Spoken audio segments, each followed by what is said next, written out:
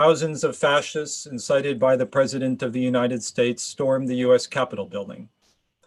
In its initial statement, published on January 7th, the World Socialist website called the insurrection, quote, "a turning point in the political history of the United States." The January 6th insurrection was the outcome of a carefully planned political conspiracy.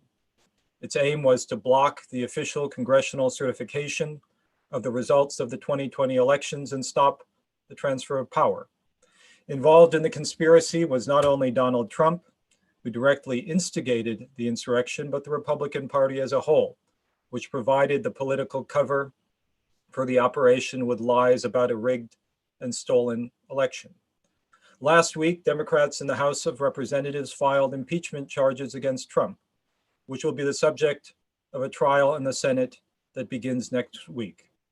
The document lays out in detail the efforts by Trump to instigate this conspiracy over a protracted period, the persistent efforts prior to the election to cast doubt on the results if they didn't go in Trump's favor, the denial of the results as they were being counted on election night and in the aftermath, the calls to fight like hell and fight to the death against the supposed theft of the election. In the wake of the events of January 6th, it is an undeniable fact that fascism has become a dominant element in American politics. This past week, the entire Republican Party came to the defense of one of its representatives, Marjorie Taylor Greene, a far-right extremist who has promoted fascist and anti-Semitic conspiracy theories and voiced support for the assassination of Democratic Party representatives. On Thursday, the World Socialist website published a perspective on the so-called stand down of US military forces to, quote, discuss the problem of extremism in the ranks. This comes amidst growing information about the central role of far-right militias, including the Proud Boys and the Oath Keepers, in the events of January 6th, many of whom recruit heavily from within the military and the police. Now, the response of the Democratic Party and the Biden administration to these extraordinary political developments is to call for unity and bipartisanship with their so-called Republican colleagues. 2.5 weeks ago, Biden was inaugurated as president, delivering an inauguration speech full of empty platitudes and cliches, revolving around the central theme of unity within the state apparatus. He said to overcome these challenges, to restore the soul and secure the future of America requires so much more than words. It requires the most elusive of all things to a democracy, unity. Now, amidst all the media commentary on the events of January 6th and the political crisis in the US, there is no effort to answer the most fundamental question. How is it possible that the fascist right has acquired such influence and power in the United States? What are the social interests driving the growth of fascism? In particular, there is a coordinated effort to ignore and cover up the connection between the mobilization of fascist groups and the enforcement of the demands of the financial oligarchy in response to the pandemic. The main demand of the fascist organizations, however, that have been cultivated over the past year has been the removal of all restrictions on economic activity to save lives. Now, this brings us to the state of the pandemic. The consequences of the policy of the ruling elite have been catastrophic. 1 year after the World Health Organization declared the outbreak of the coronavirus a public health emergency of international concern, more than 105 million people have been infected worldwide. Consider the situation now. The global death toll stands at 2.3 million people.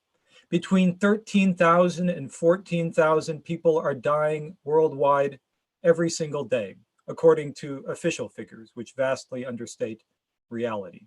In the United States, more than 470,000 people have died. Between 3,000 and 4,000 people are dying every day. The reality of the pandemic has the most far-reaching social and political consequences.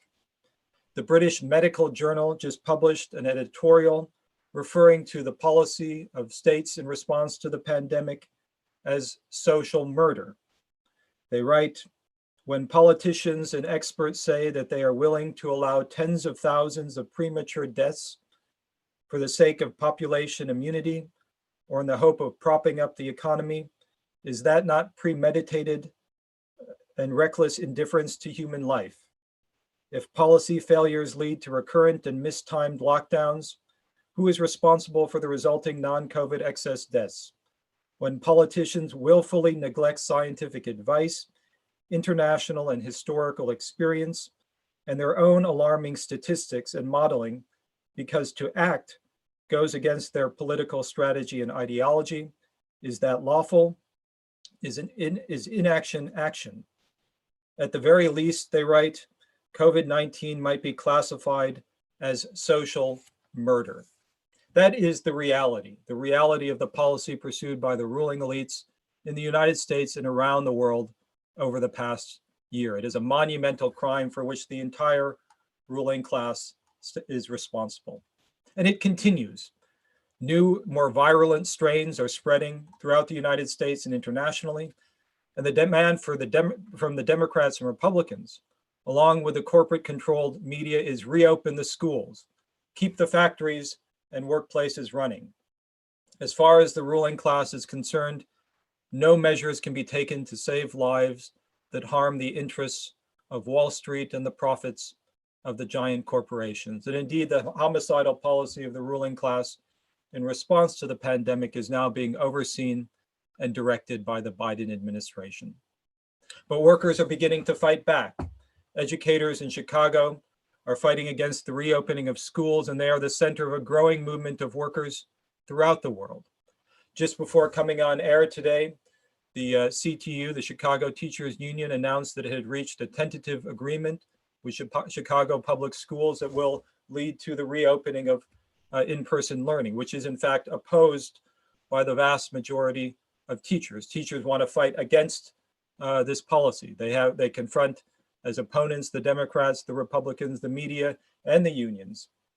But they have growing support of workers throughout the United States and internationally who are seeking a way to oppose the homicidal policies of the ruling elite. Now, these are some of the issues that we will be discussing in today's program. My name is Joseph Kishore, and I will be moderating today's event. We have today an international panel of contributors, including David North, the chairman of the International Editorial Board of the World Socialist website and the national chairman of the Socialist Equality Party in the United States.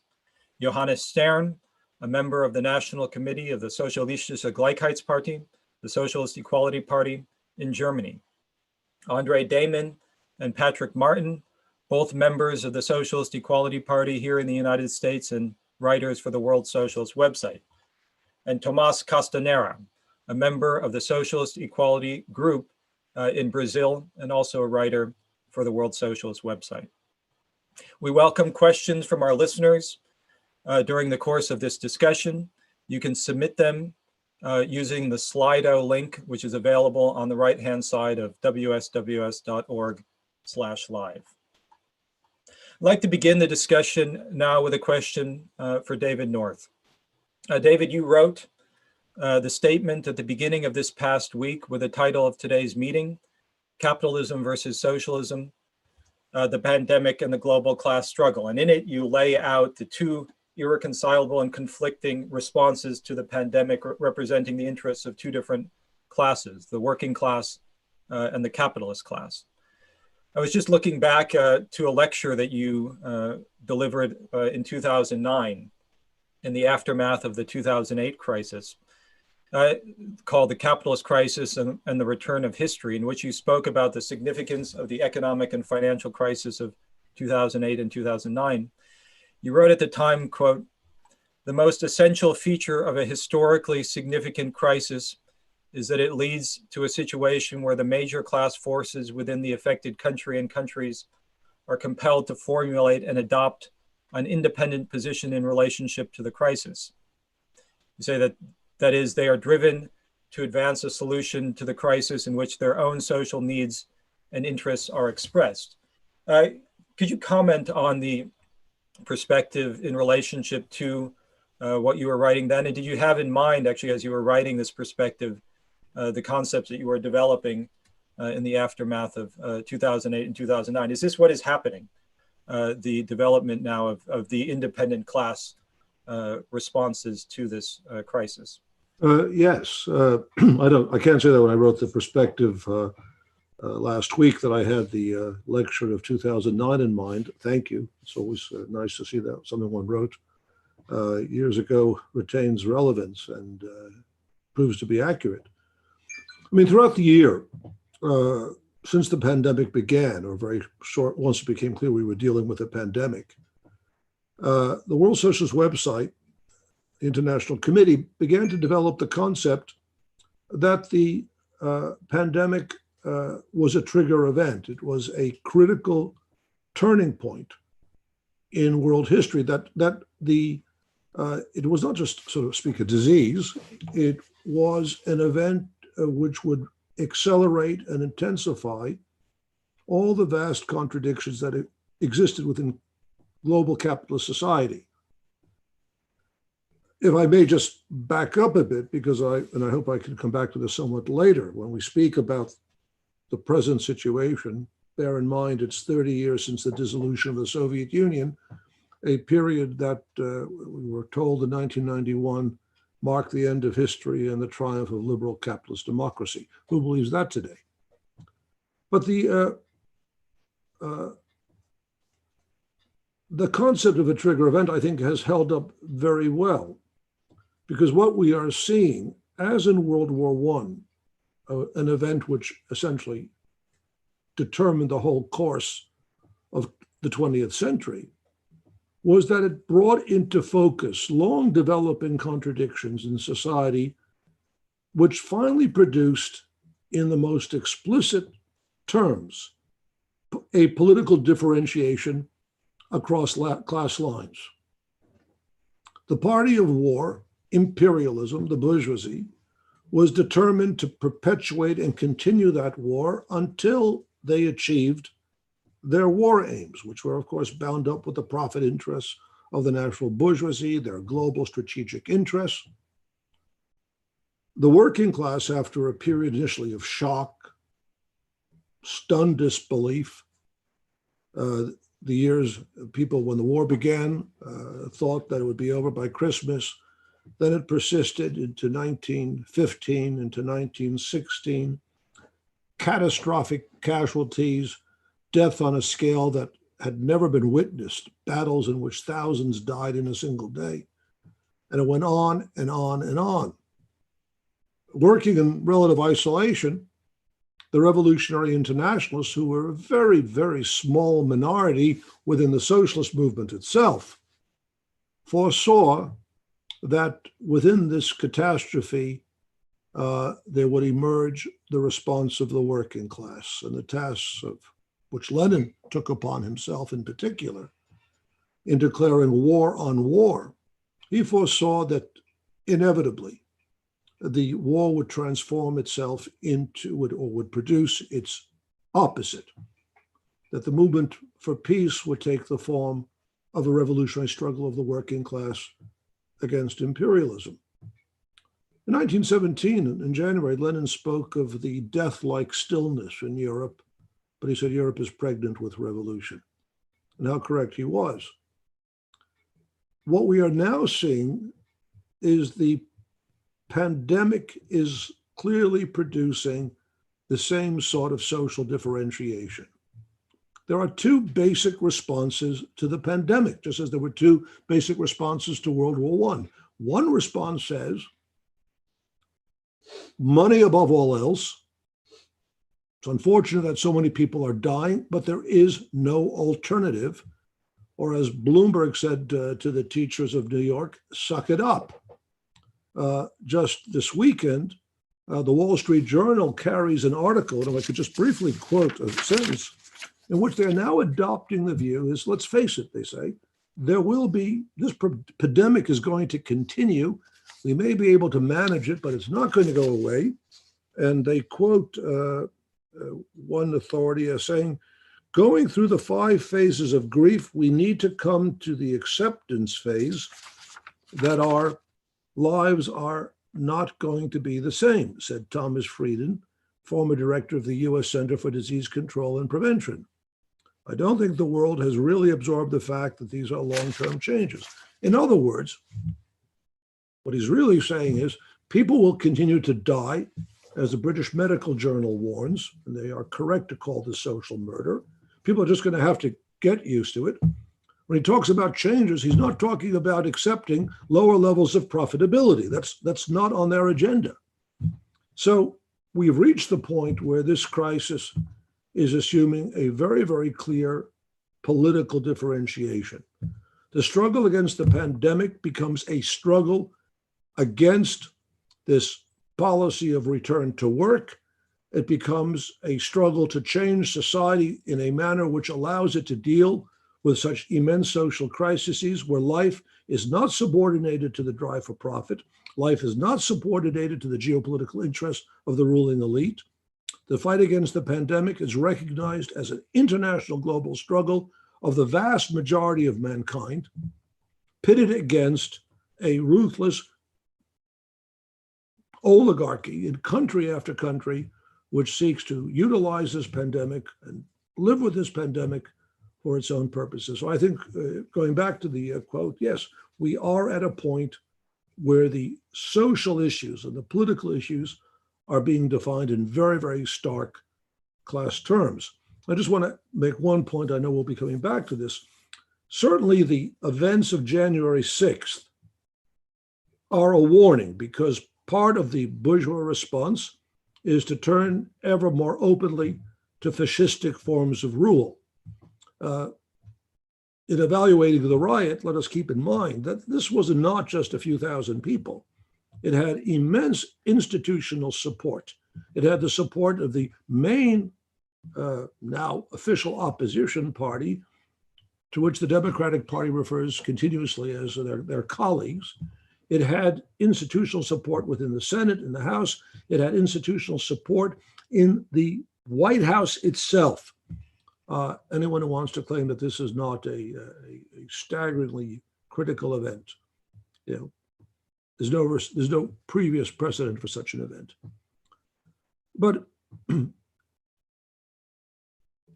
that is the ruling class response.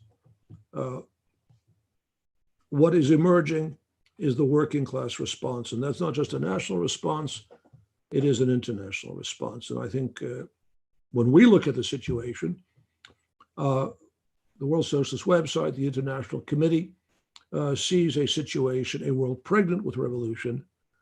The masses all over the world are coming to grips with this reality, that if the fight against the pandemic is a fight against capitalism.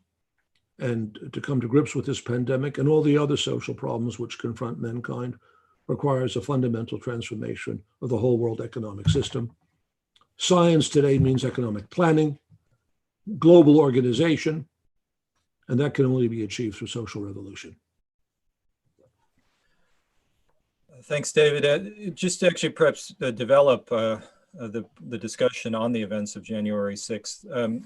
You might say, a massive crime has been carried out over the past year, as the British Medical Journal puts it, citing Engels' social murder. And that finds, when I say an expression, in the sort of criminalization of politics. Of course, there's a deeper historical processes involved in the rise of fascism, the crisis of American democracy, but certainly the pandemic has had a profound impact on political forms. And I think one sees that in the events of January 6th. There are those who say that, well, this is not a significant event.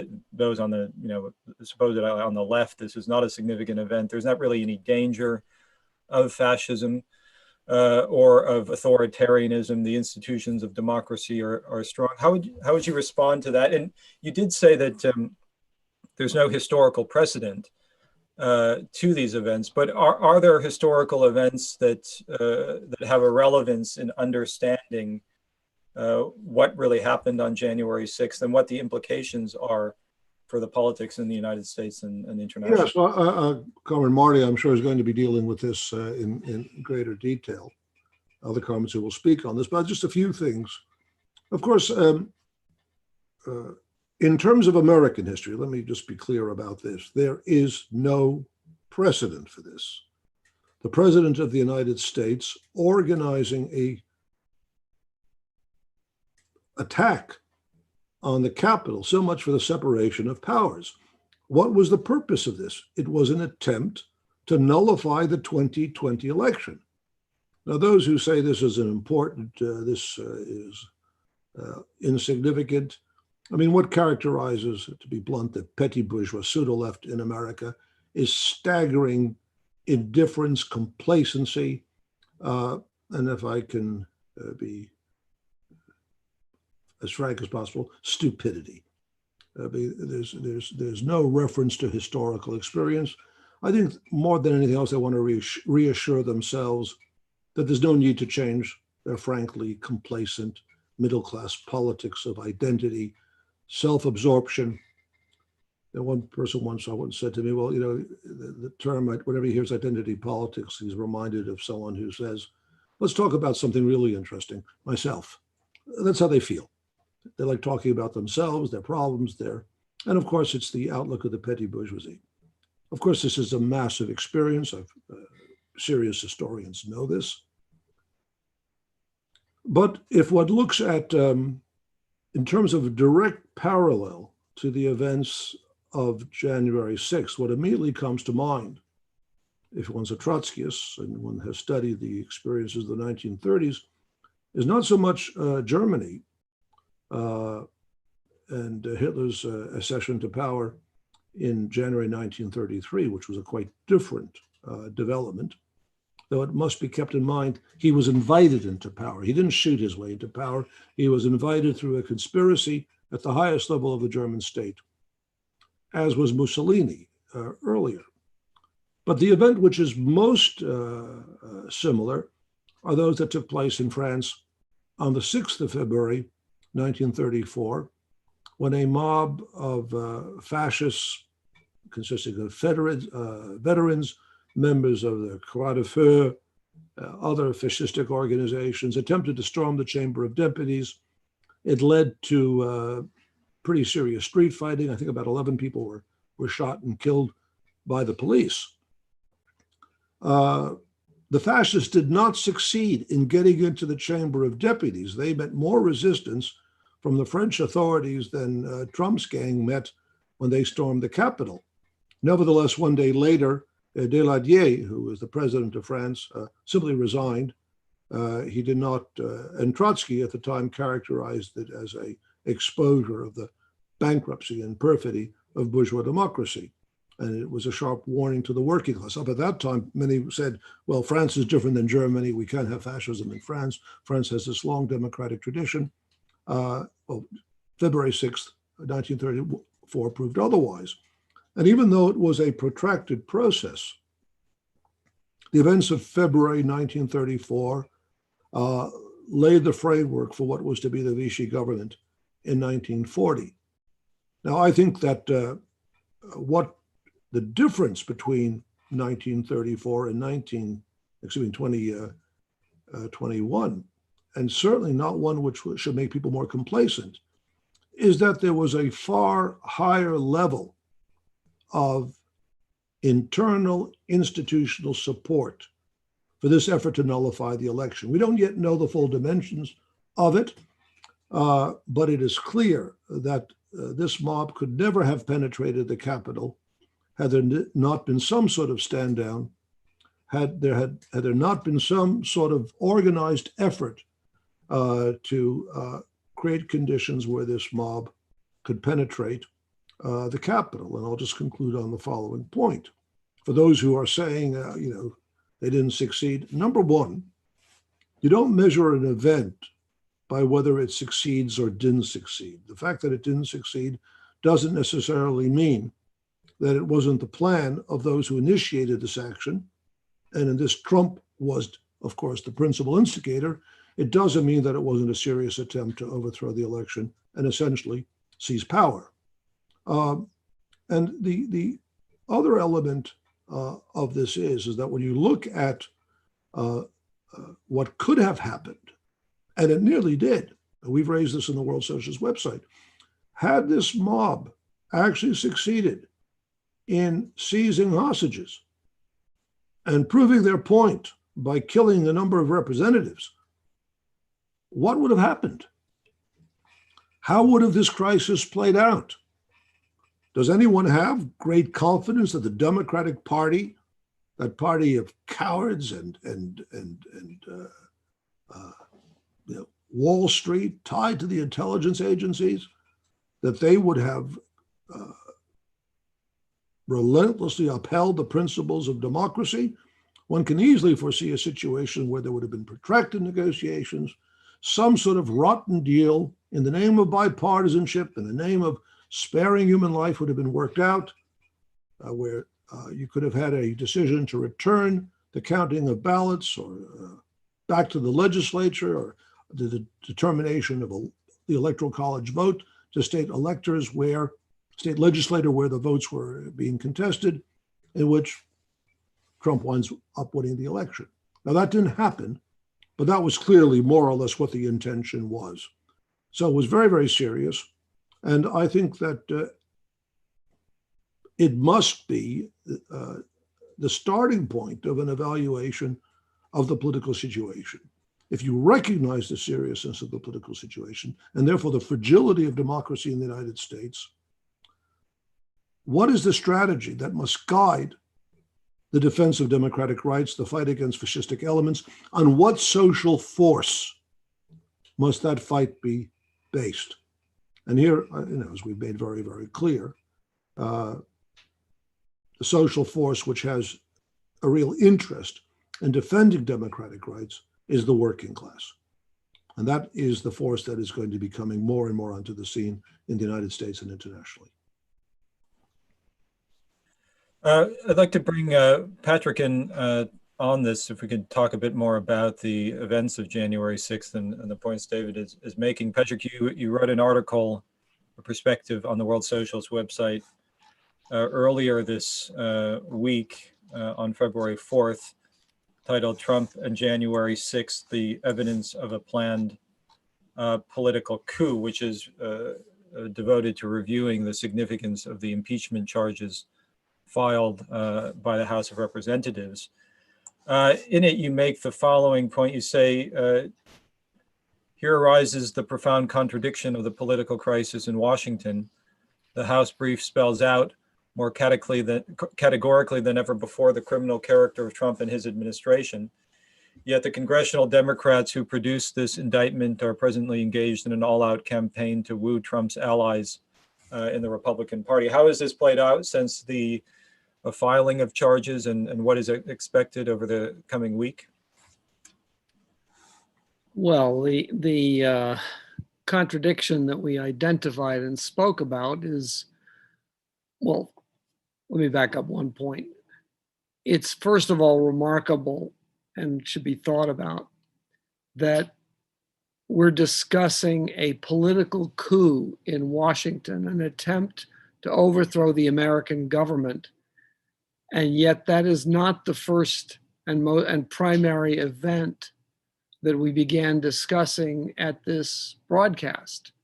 This coup emerged from the whole year of experience that we've been discussing with the coronavirus, the nearly 500,000 dead, the lining up of political forces, as is referred to in this editorial that you spoke of, the supporters of social murder. I'm watching today on the television talk shows, and the suggestion was that the Democrats could embrace bipartisanship, not so much by working out a deal with the Republicans on the relief bill, but by joining with the Republicans for a campaign to reopen the schools. That would be the basis for a real bipartisan effort. And it just underscores the significance of the pandemic and the transformative, as Dave said, the trigger effect that this has had. In terms of the political situation in Washington, the House impeachment brief that was presented last week is a remarkable document.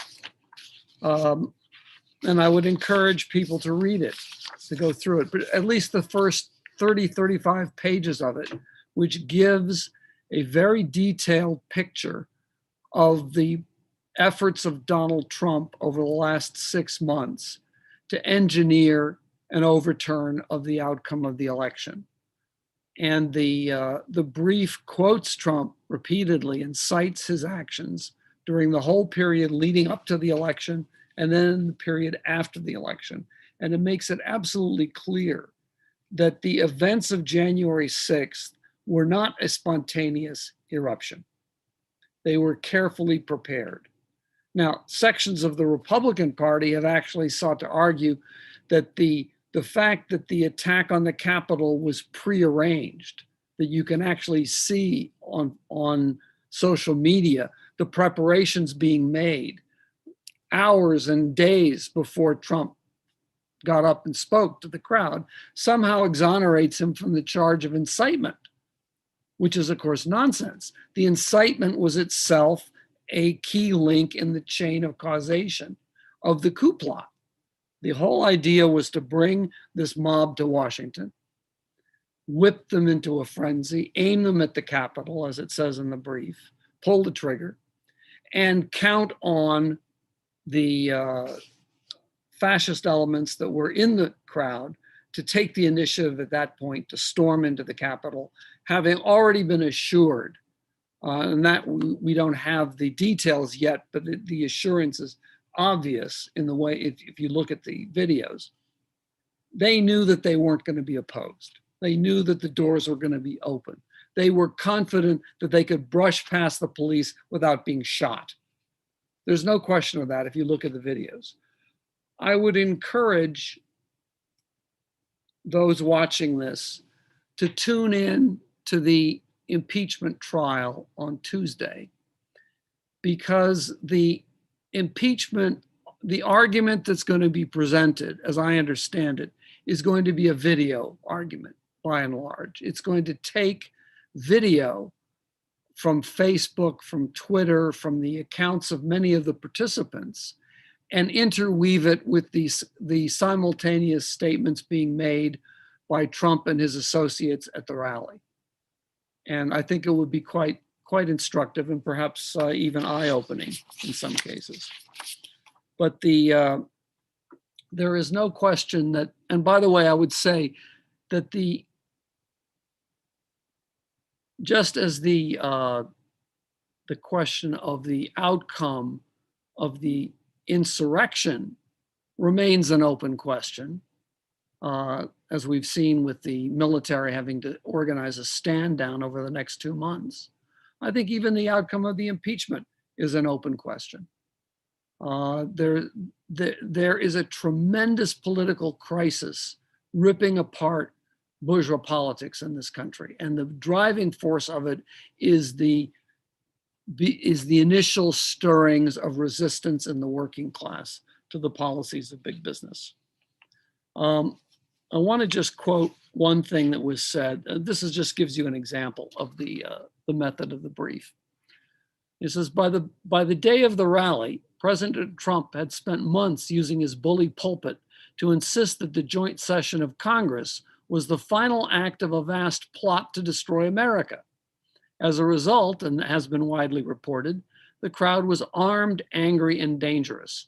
Before President Trump took the stage, his lawyer called for trial by combat, in quotes. His son warned Republican legislators against finalizing the election results. Quote, "We're coming for you," unquote, and so on. I mean, the intention was to influence the outcome of the proceedings in the Congress.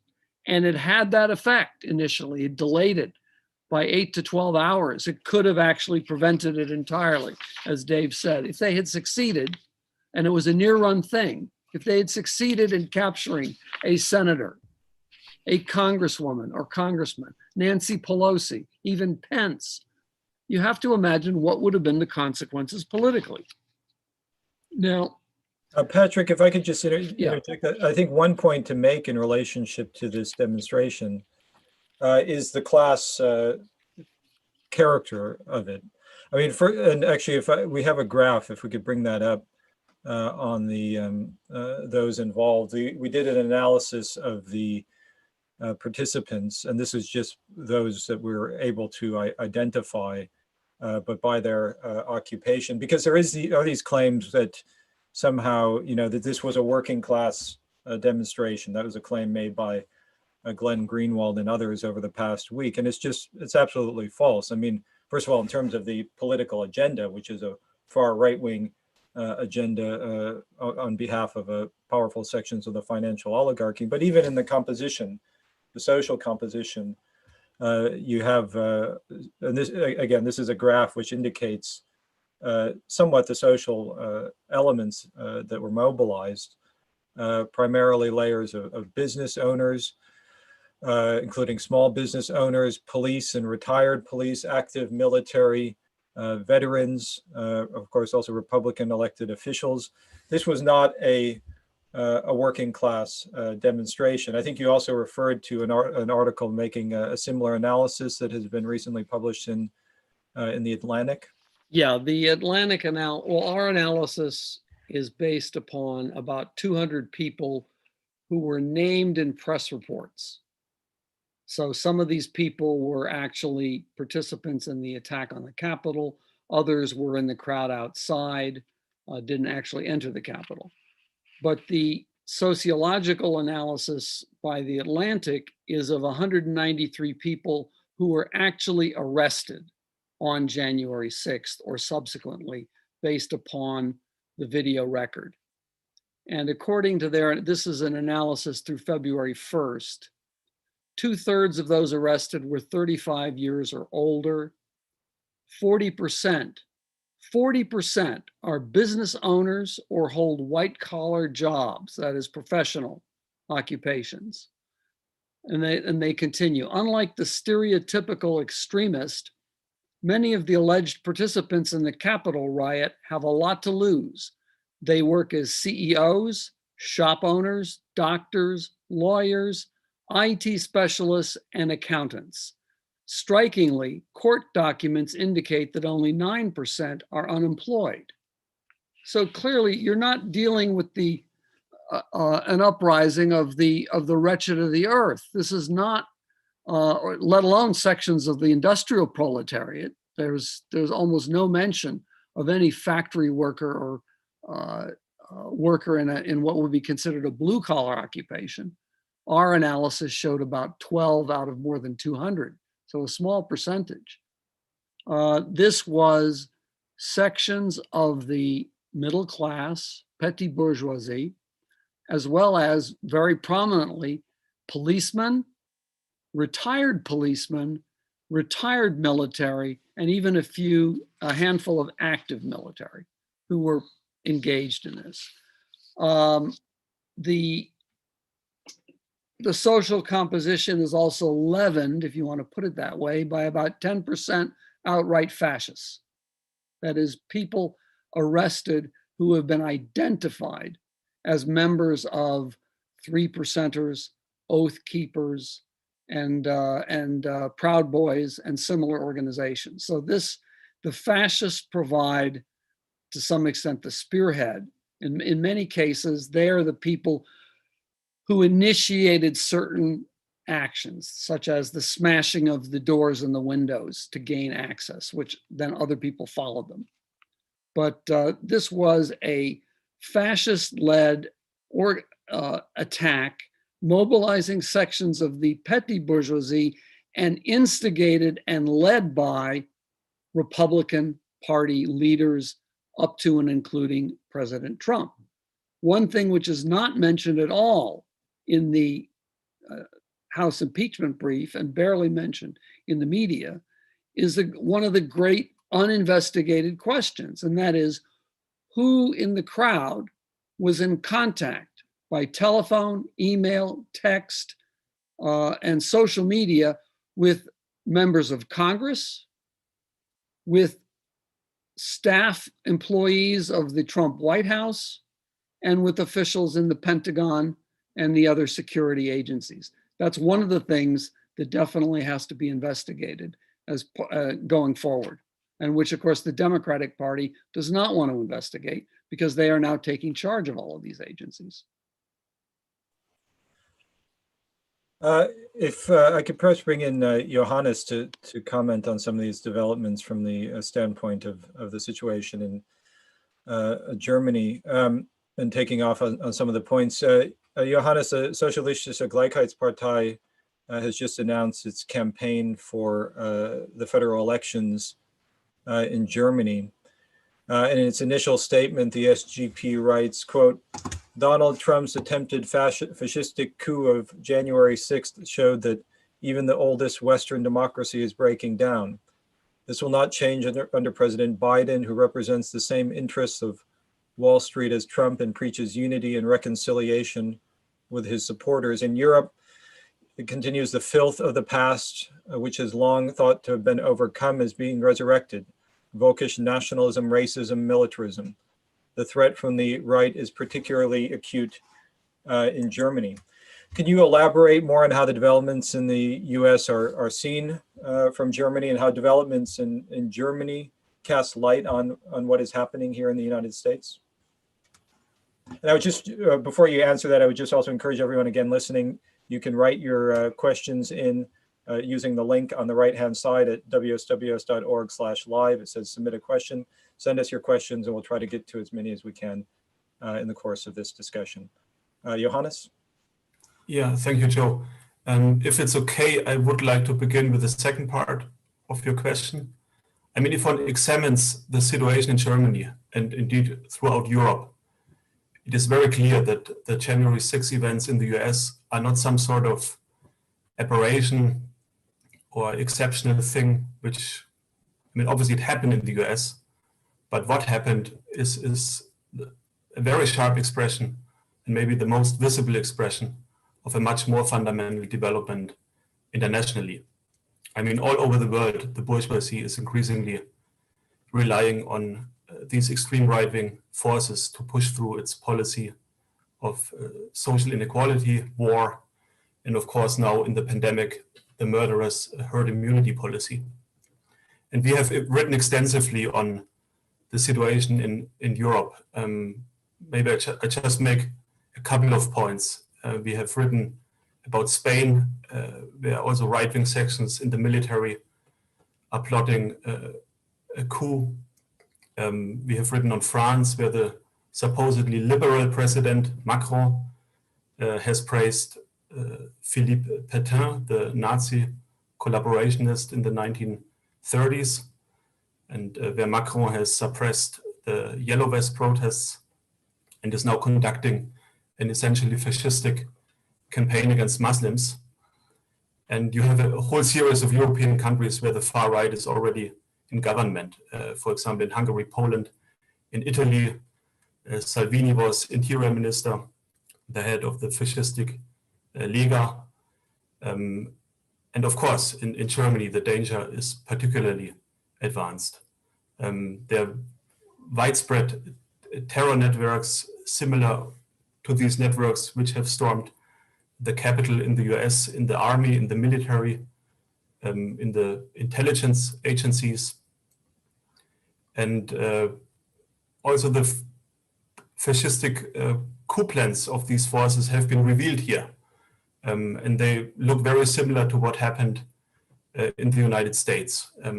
There's, for example, one group called Nordkreuz, which has a basis in the special unit KSK in the Bundeswehr, and they had plans to round up and shoot political opponents and establish a fascistic dictatorship on the so-called Day X. And already a number of quite horrific terror attacks took place in Germany. There was the attack on the synagogue in Halle, the massacre of migrants in Hanau, and of course the killing of Walter Lübcke, a leading CDU politician who spoke out in favor of refugees and was killed by a member of these networks. And contrary to the official narrative and what the pseudo-left are telling us, also the attacks here were not just random attacks.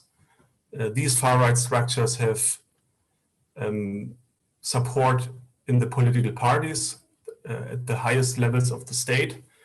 The AfD, the fascistic party in the Bundestag, is essentially functioning as the political arm of these terror forces in the parliament.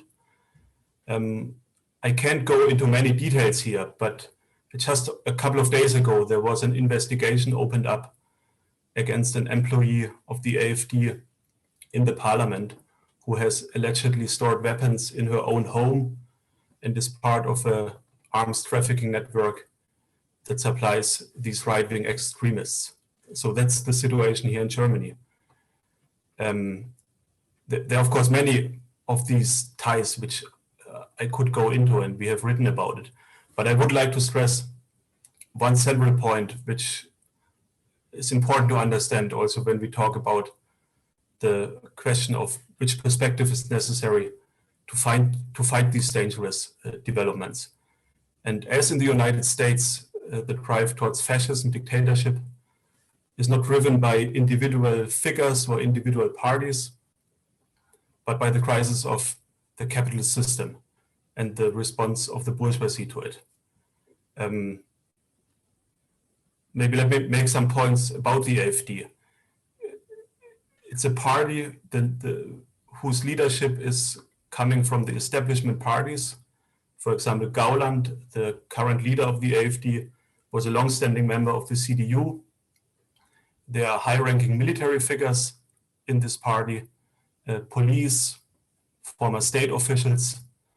And in recent years, this party has been systematically been promoted and built up by the political establishment and the media. This was, of course, closely bound up with the return of German militarism, which was announced in 2014. Then you had the federal elections in 2017, where the AfD actually only got 12 point something % of the vote, but the SPD and the CDU-CSU, the Grand Coalition, decided very consciously to continue their government, despite the fact that they lost a lot of votes, and made the AfD the official opposition party. And of course now, in the context of the pandemic, and Comrade North has already referred to our analysis as a trigger event, these forces have been further strengthened because the herd immunity policy is essentially the policy of the AfD here. They have organized demonstrations to demand also the end to restrictions on the virus. That's right? Yes, yes. They have sort of spearheaded here also the campaign to end all measures against the lockdown. And these demands are taken up by all the parties, especially actually the states where the Green Party, the Left Party are in power. The opening policy is the most aggressive. Yeah, maybe let me come back to the second half of your question.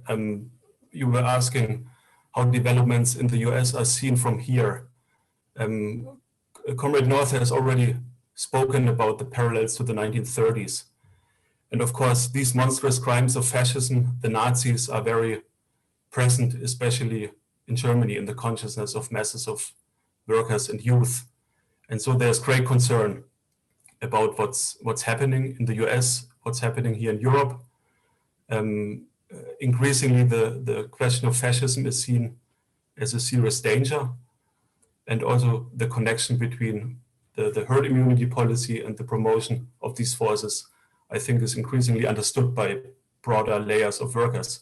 In the bourgeoisie, of course, the response is very, very different. We've been talking about the two different responses. The bourgeoisie is terrified by this growing opposition. That's why there's also here an attempt to downplay things, to not report. I think the latest revelations Comrade Patrick has just now referred to are not really covered here in the media. That's considered to be very explosive. And the general response of the ruling class is, of course, to intensify its agenda of militarism. A whole narrative is created here by the leading politicians that there is now this big crisis of US democracy, so Germany has to step up and take leadership, take responsibility, and that means, of course, to further pursue this program of military build-up and imperialist aggression, which will only further strengthen these right-wing forces. So I think the campaign we have been launching is now very significant. We are the only party here in Germany giving voice to this growing opposition among workers and youth. And as in the 1930s, to come back to this parallel, there are only two options. Either the working class is taking power in a socialist revolution, or the bourgeoisie is resorting to fascism. I mean, that's the seriousness of the situation. Thank you, Johannes. I think these are important points. We are getting some questions from the audience. One writes, the reformist and liberal pseudo-left and unions have joined in common cause with our oppressors. How can workers build the revolutionary movement? I think that's a question that we might come back to as we continue this discussion, though. If anyone would like to address it in the course of, as this develops, certainly feel free. Again, you can ask questions at wsws.org/live by clicking the link on the right-hand side. Tomas, if I could ask you to contribute now. There's been many of the other speakers, we've been talking about the cover-up of the significance of January 6th and the conspiracy behind it, the political forces involved. You wrote, I thought was a very interesting and significant article yesterday, in which you called attention to the fact that Eduardo Bolsonaro, the son of Jair Bolsonaro, the president of Brazil, the fascistic president, was actually in Washington, D.C. during the January coup. I have not heard this reported anywhere else, but he was meeting with members of the Trump family and top supporters, as you explained, including Michael Lindell, I think we have there, the CEO of MyPillow, who is a top Trump supporter and conspirator. Could you speak on this and its relationship to the political situation in Brazil?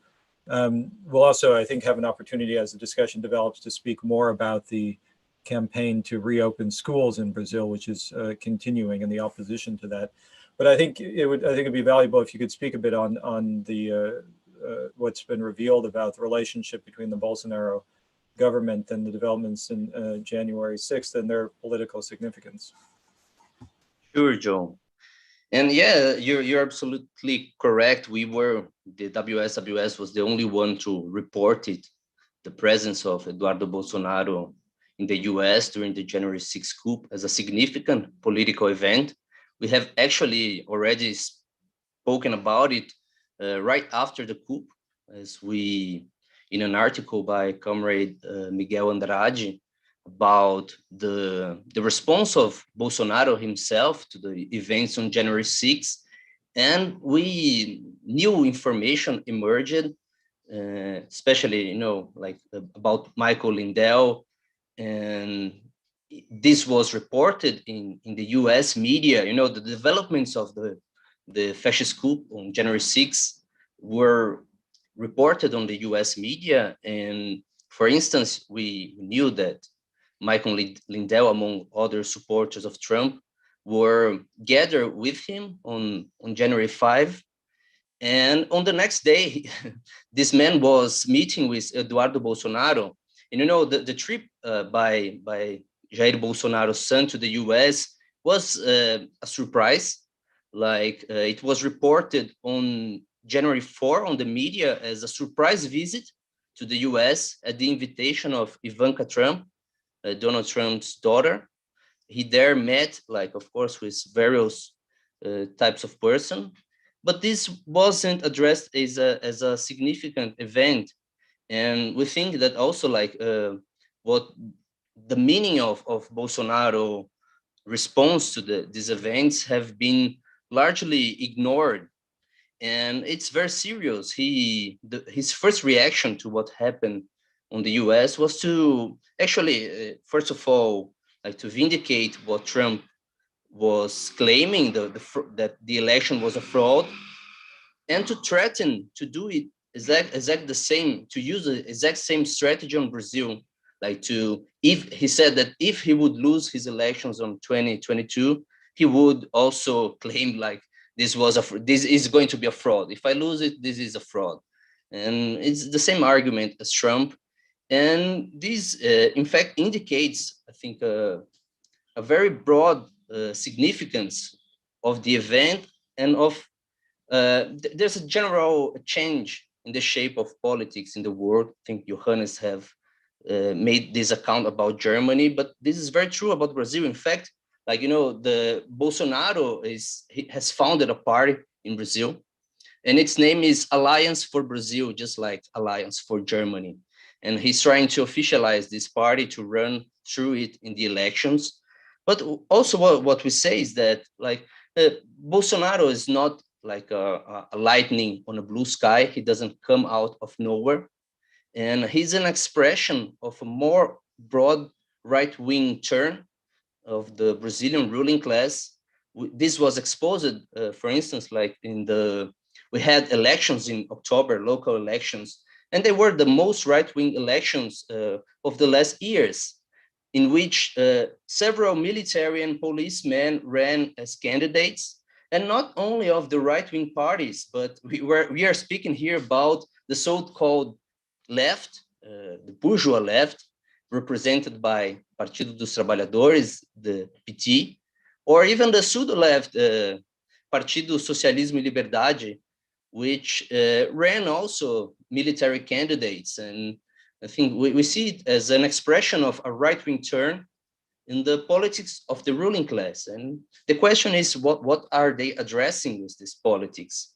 And I think what the ICFI and the WSWS has said about the pandemic, how it characterized it as a trigger event, it applies very much to this phenomenon we are looking in Brazil and all over the world. This right-wing shift is answering to a protracted and deep crisis of capitalism. In Brazil, we see it, in developing for the last 5 years, a deep crisis, which has no answer in world capitalism. They are in a blind alley, we may put it this way, and growing opposition of the working class. And this has been developing, in fact, like even since the PT government, when this crisis started to get more serious. In 2013, we had mass demonstrations in the streets of Brazil. And also, it was a peak of strikes, an historical peak in the number of strikes in that year. And of course, there was a lot of confusion in people in the streets, but it was fundamentally an answer to a deepening of social inequality, and the same problems that were present in that protests and that put the working class on these strikes in 2013, they aren't solved. In fact, what the pandemic did was to deepen them. We had, just like in the US, here in Brazil, we had like the government has paid an emergency aid of 600 reais. It is over now, but like what data says is that without this emergency aid, when we look, in fact, to wages and to income by work, we had a record of social inequality. And this is what is going to explode. And the ruling class is very conscious about it. Bolsonaro we can come back later to how Bolsonaro has actually responded to the pandemic and what were the policies implemented in Brazil, throughout Brazil. But Bolsonaro is very conscious that this is going to explode in wide social opposition, and he's preparing to that. He always talks about the events in Chile on 2019, where mass opposition went out in the streets against social inequality. He says that this can explode at any time in Brazil and at a wider, in a bigger protest than that. And he calls that terrorist protests, and he's preparing to respond to that by violence. And this is, I think, the meaning of the development of this right-wing shift in Brazilian politics. Thanks, Tomas. And it would be good to go back to some of the developments in Brazil, particularly the growth of opposition to the attempt to reopen schools, which is an international phenomenon. I think we've been talking so far, focused so far primarily on the way in which the ruling class is responding to the situation, to the pandemic, and in particular the sort of political reflection and the violent shift to the right internationally, and including in developments here in the United States. Of course, the other side, which Comrade David analyzed in the perspective at the beginning of this week, is the response of the working class, and there is enormous opposition.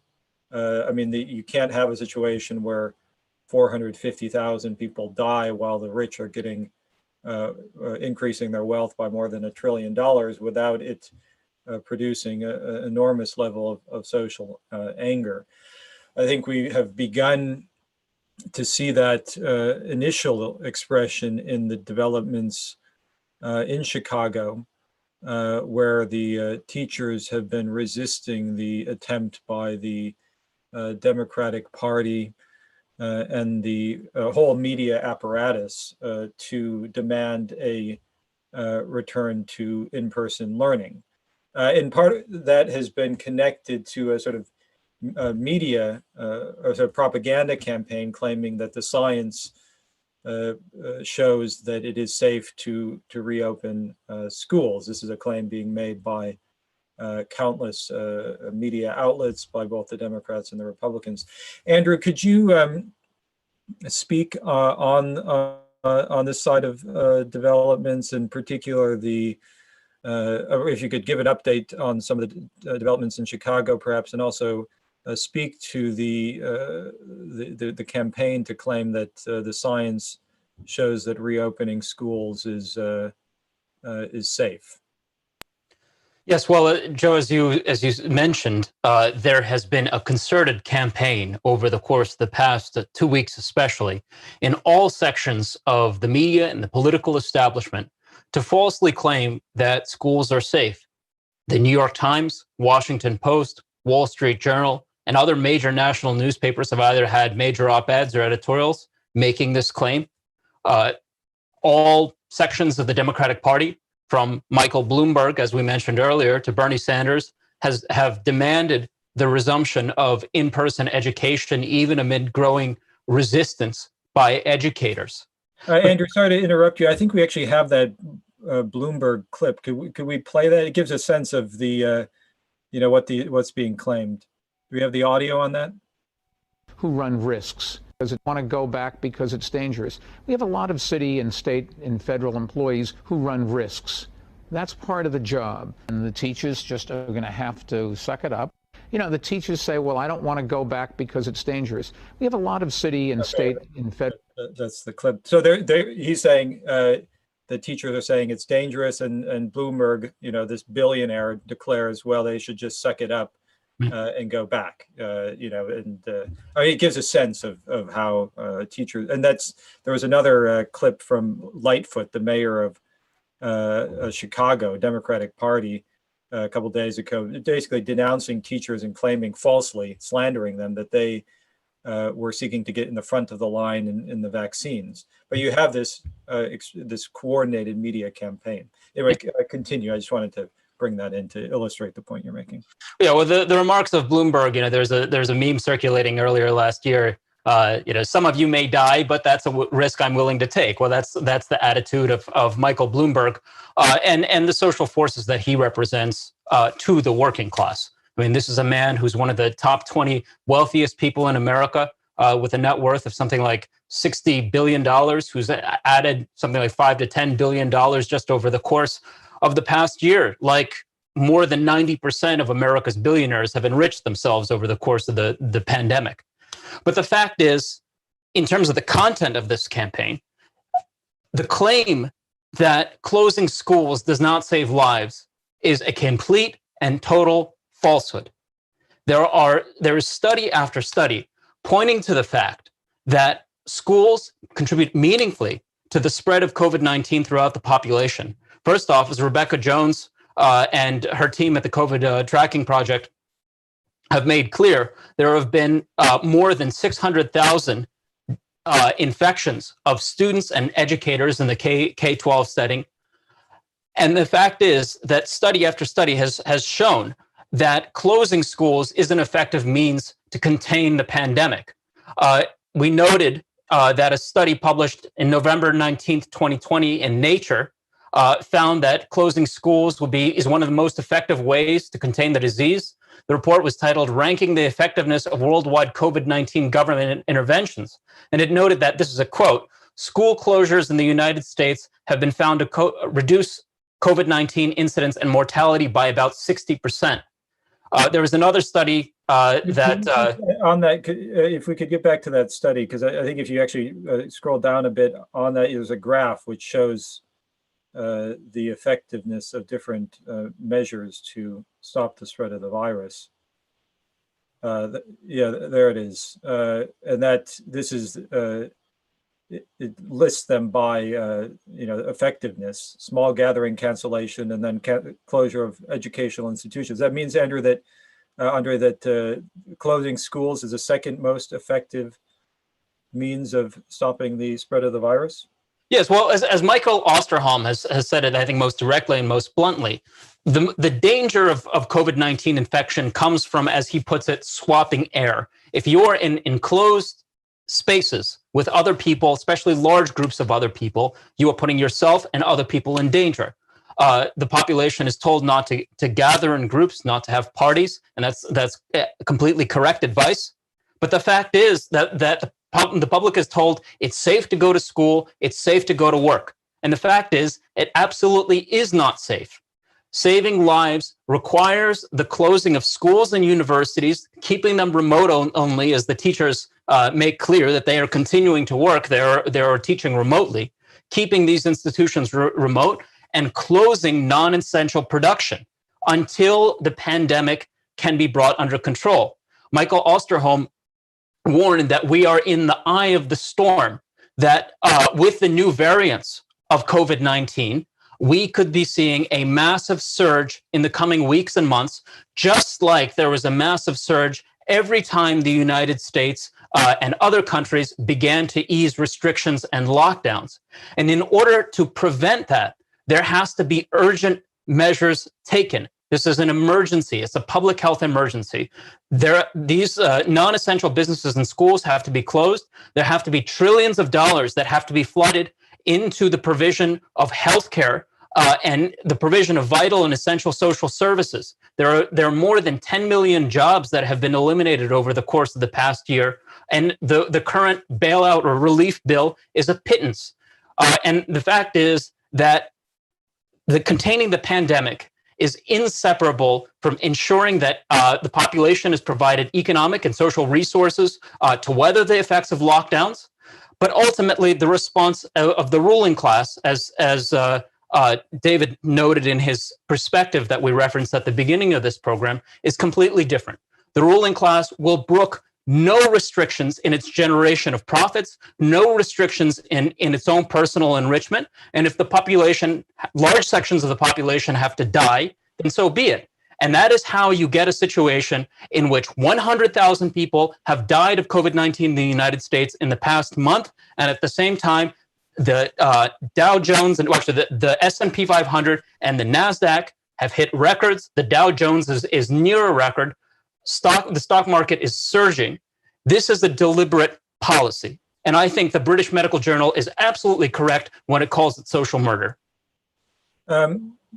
I think just to expand on this point, I think first of all, I think it's worth calling attention to our listeners how central the question of school reopenings really is now as part of the broader strategy of the ruling class of removing restrictions on the spread of the virus. It's something which is not really being covered, but if you just get the World Socialist website, just over the past day, I was going through some of what we have been writing. This is a global question. Headlines from the past 2 days. Nevada's Clark County School District presses ahead with deadly school reopenings. Omaha Public Schools pushes for full in-person learning despite widespread opposition. Strikes against face-to-face teaching at Bavarian schools expand in Germany. Pennsylvania rank and file committee stands with Chicago teachers. French teachers denounce Macron's government's herd immunity policy in schools from February 5th. European workers issue statements of support for Chicago teachers. Ontario government in Canada risks lives of educators and students by reopening schools. Australian teachers and students speak in solidarity with Chicago educators. So you get a sense of just how central this question is. Of course, the claim from people like Bloomberg is, well, we have to reopen the schools for the kids. That's what, that's why they have to be reopened. What is, can you just speak a bit more? I mean, what is actually the social political imperative which is driving this policy and setting up this conflict between the government policy, the Biden administration, the Republicans on the one hand, and the working class on the other? I think you've really hit a central point. The resumption of in-person education is absolutely critical to the entire class policy of the ruling class. That is, and there's not really much effort to cover it up. It's presented quite bluntly by the Biden administration itself, which says that the purpose of reopening schools is so parents can get back to work. The New York Times commenting on this says basically the point of reopening schools is to maximize labor force participation. That is, it's not from the standpoint of the benefit of the students. It's not from the standpoint of the benefit of society. It is from the standpoint of the benefit of the capitalist class. Why are they so dead set on ensuring that as many workers as possible get into factories? Well, the fact is that in the beginning of last year, with the passage of the CARES Act, the ruling class gave itself trillions of dollars, some $4 trillion in Federal Reserve and other stimulus to businesses, which has caused a massive surge in the stock market. The value of the Dow Jones Industrial Average is up by more than 70%.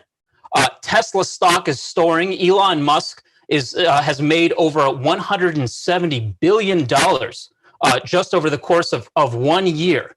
But the fact is that this paper money, ultimately, if it's to have meaning, has to be paid for by the labor of the working class, the surplus value that is extracted from workers at the point of production. And that is why workers are being herded back on the job in factories and other workplaces so that they can be exploited for poverty wages and risk death. It is an utterly inhuman policy. Andrew, we might return to that, but you have a bit of a mic problem. If you could just turn it down a bit. Can I just bring in Tomas on this, because we're talking about a global development of global opposition in the working class and a global policy in relationship to the pandemic. And this is now happening in Brazil as well, right? Yes, they are reopening. Like, I think, first of all, just to say that we are in a terrible situation with the pandemic. I think it's probably the worst moment of the pandemic. What is the current rate in Brazil? It's more than 200,000. I think it's 200,030 around it. 1,000 deaths. 200,030 have died, you're saying? Yeah. And like more than 1,000 people are dying every day in Brazil. And the new strain is spreading there now too, is that correct? Exactly. There's a new strain that has developed in the north of Brazil, particularly in Manaus. And it's much more infectious, as researchers have pointed out. It has similarities to the strains like discovered in South Africa and in the UK. And like what researchers are saying, like, is that in less than 1 month, this will be around the whole country. And particularly one researcher has said that this is a danger for humanity, not just for Brazil. And what the ruling class is doing is pursuing a full reopening of schools and all around the country, but particularly we have covered it in São Paulo, which is the largest, most populous state. It comprehends, I think, around 30% of the population of I think I may be saying it wrong, but it's the most populous state, and the city of São Paulo is actually the largest school district in the Americas. It has over 2 million students. To give an idea, in New York, which is the biggest school district in the US, you have like around 1.1 million students. We have more than 2 million students here in Brazil. And in also rising levels of COVID-19, and they are trying to fully reopen the schools. And I think what Andrew has just said about the reasons for the reopening of schools has been stated by the largest educational, it's not a company, it's a think tank of education that represents directly the banks and the big business. And they have described the reopening of schools as the pillar of support for economic recovery. And this is exactly what Andrew has said. It is to force workers back to their unsafe workplaces and maximize their profits. And so they are doing it everywhere in several states in Brazil. And teachers are answering to it with strikes. And there are strikes have been called already in 3 states. On Friday, the state teachers in São Paulo have also voted for strike. And this is a movement that is just beginning. And I think one last point about it. The development of this new strain in Manaus was a direct product of the reopening of schools there. It was the first city to do so in Brazil. And, you know, back then we said that we wrote about it, and we denounced it that only after 1 week of their reopening, 36 schools had already reported outbreaks. And we said that the degree of recklessness of the policy being implemented in Manaus is shocking, if not surprising. A few months ago, the world was shocked by the scenes there of graves being dug by backhoes for thousands of COVID-19 victims after the collapse of the local healthcare system. So this happened in April, total collapse in Manaus. They forced the reopening of schools in August, claiming that there was herd immunity was achieved there. They actually claimed this. And this provoked actually the development of a new, more infectious strain of the virus that also collapsed the healthcare system there. People died because of lack of oxygen, as the image was shown there for you in the screen. And what they are doing now, I think, is in fact even more criminal, because they are like reopening the schools in the country to let this new strain to spread and actually to develop new strains of the virus. So what teachers are doing is absolutely in synchrony with science, and very different from what the ruling class is doing. If I just could interject and add a point to what Tomas said, I think, you know, what we're really seeing is the process that the Socialist Equality Party identified in its Congress document over the summer, in which we said that the initial response of society to the pandemic was dominated by the response of the ruling class, but the next phase will be dominated by the response of the working class. That is coming. We are starting to see that in the movement of educators in Chicago and throughout the United States and around the world, and this movement will only expand.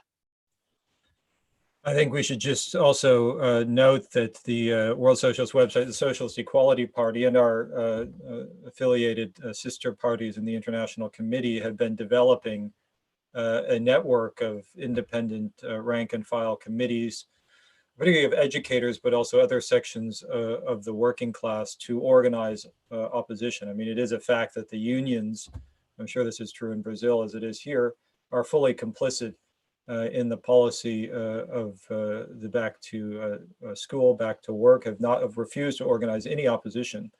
In fact, are instruments of the ruling class, and we have been organizing a network of committees of workers, which has gotten a very powerful response. And there are committees that are being organized throughout the United States, and you can sign up to become involved in that. And throughout the United States and internationally, you can sign up to become involved at that at wsws.org. We do have a question now from another listener. It's a bit off the topic that we've been discussing, but I think perhaps related. The listener is asking if we can explain again more our position in relationship to the banning of Trump's Twitter page during the events of January 6th and their aftermath. Perhaps, David, you'd like to speak to that or any of the other issues that we've been discussing. And also, again, if you'd like to ask a question, you can go to wsws.org/live and click on the link on the right-hand side. David, did you want to speak to this question of the Trump Twitter or any of the other issues we've been talking about? Sure, I'll just answer that briefly. Trump was engaged in a effort to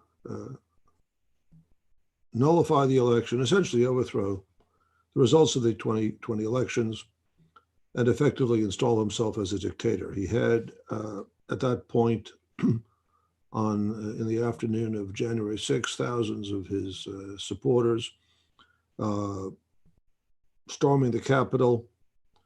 I have no doubt that part of his plan was to use his access to millions of people around the country to get out his story and to mobilize them. After all, there have been earlier developments at state capitals, particularly here in Michigan, where this started last spring, when, after Thomas Friedman wrote his infamous column saying that the cure can't be worse than the disease, that is, lockdowns are unacceptable as a social policy, and it is even worse than death caused by the coronavirus.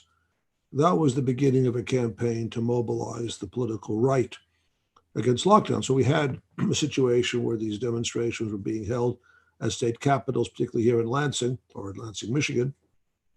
And no doubt Trump had expected or was planning to use his Twitter account. And Twitter, under pressure from employees, technical workers, closed down his access to Twitter. Now, it is really remarkable that a group of very disoriented journalists of a sort of anarchistic, libertarian persuasion, people like Glenn Greenwald or Chris Hedges, regardless of whatever contributions they have made at earlier points in their journalistic career, they saw this as a terrific threat to democratic rights. And they actually believed that shutting down the Twitter account of the commander-in-chief of the American military, because that was the position Trump held, should be seen as an attack on freedom of speech. Well, that's a form of political nihilism, not to say monumental stupidity. To be blunt about it, if I can reveal our own experience with this sort of social outlook, not long before, just about 6 weeks before, the World Socialist website reported that the Twitter feed of the International Youth and Youth Institutes for Social Equality, the ISSE, had been shut down. And I wrote directly to Chris Hedges and asked him to oppose this, to make a statement on using his Twitter feed to inform his many readers and followers of this attack so that we could rally support against this. He bluntly refused. He said he would not do this, told me he was too busy. Nevertheless, when it was a case of Donald Trump, he found the time to go on various programs with people like Jimmy Dore and others to protest the attack on Trump's denial of his access to Twitter. I think there's a very, very false set of political priorities involved here, and demonstrates, I think, there are many issues involved in this, but a tremendous level of political disorientation and confusion that exists among these sections of the middle class left. This is not an unknown phenomena. Great events create confusion. The response of the middle class elements is often a combination of hysteria, disorientation, extreme pessimism, and an inability to correctly evaluate the class character and the class realities that emerge in every period of crisis. From this standpoint, again, I think that listening to the many contributions that have been made, the remarks made by Comrade Johannes and Comrade Tomas, it makes very clear that we are in a crisis that is global in scope. And the only realistic perspective and the only realistic appraisal of the class forces involved in the balance of social forces is if you look at this on an international scale.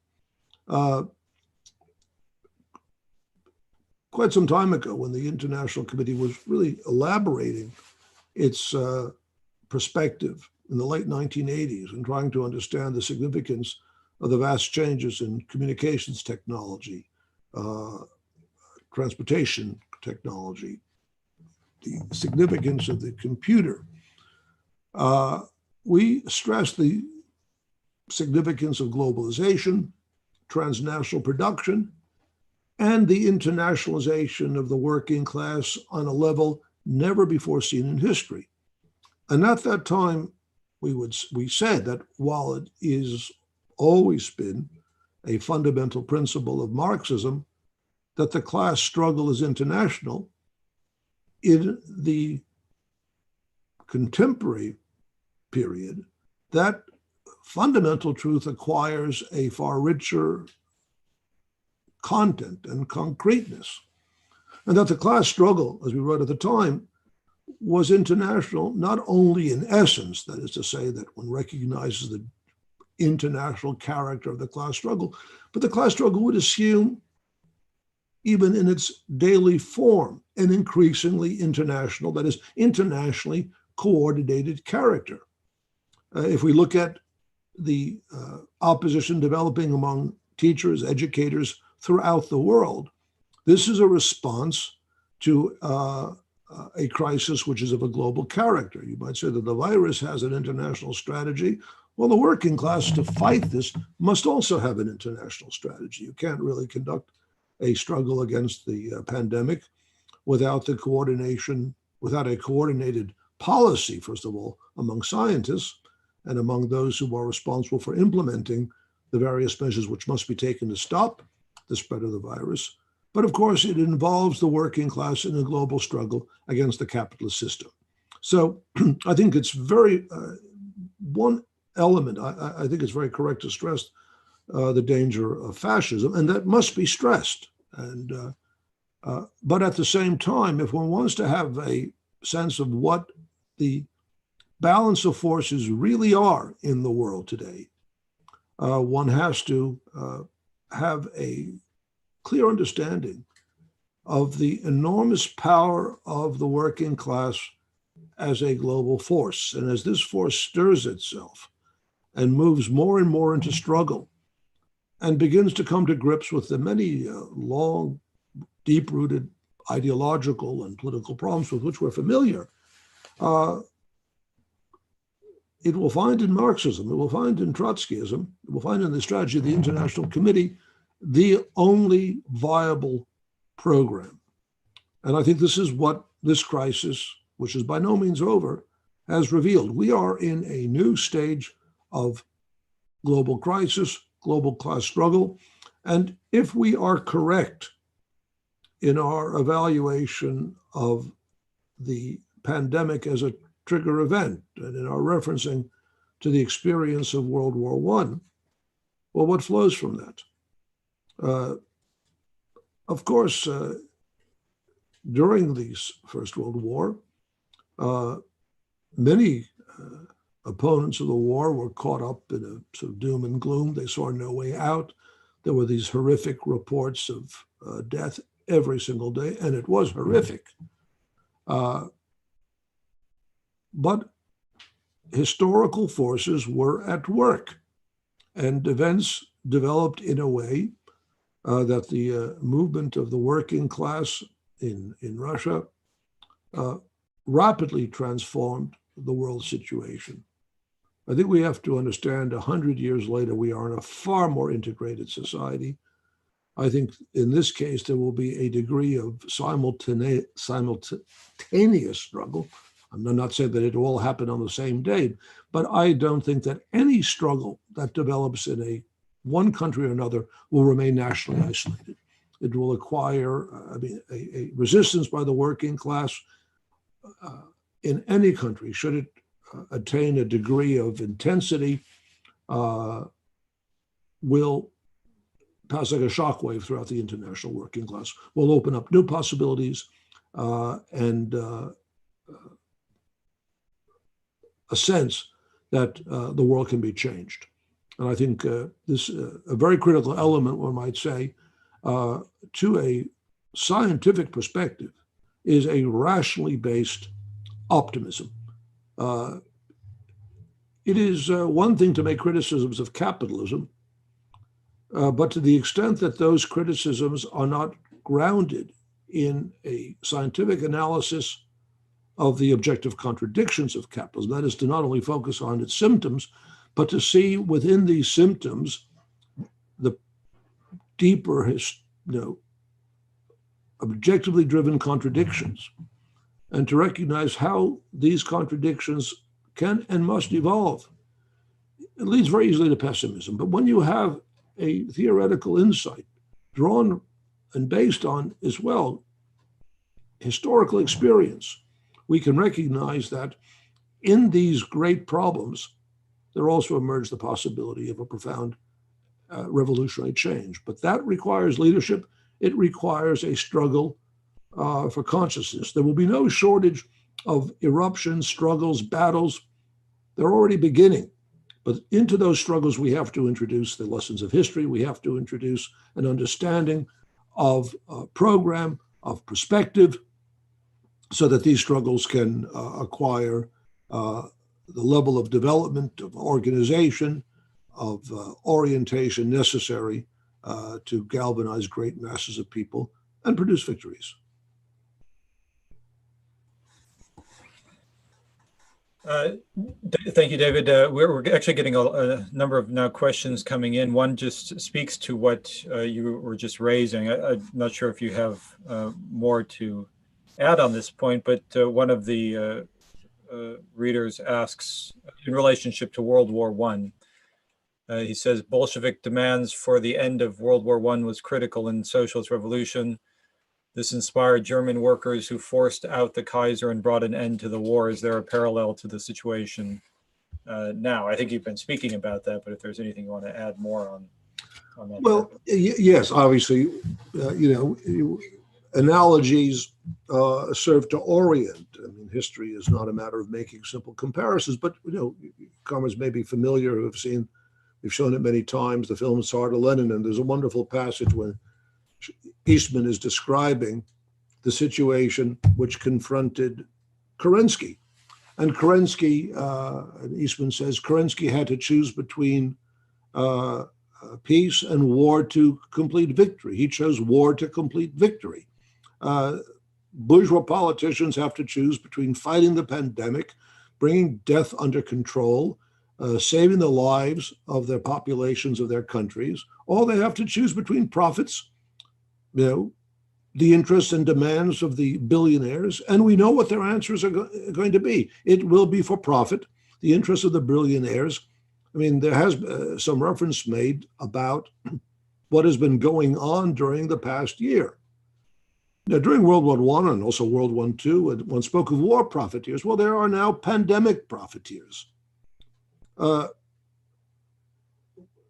We explain this, workers need to understand that every single day, the Federal Reserve shovels hundreds of millions, even billions of dollars into the financial markets. Why is the stock market going up relentlessly?